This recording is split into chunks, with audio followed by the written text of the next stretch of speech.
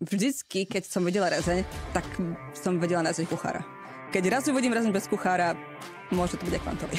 Jeden profesor, ktorý ma učil, bol človek, ktorý sedel ako predseda komisie Nobelovej ceny za fyziku a od mňa sa očakávalo, že ja prídem akože ahoj Per, hej.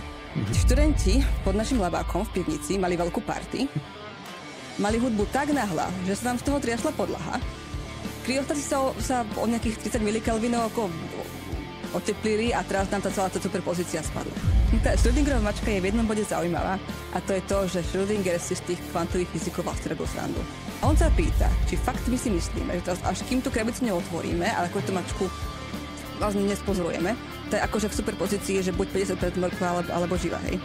Aj keď nám, keď sa Múrko stratil v krabici a sme to nemuseli ani otvárať. Det är jättetrevligt att vara här och få prata om vad jag jobbar med.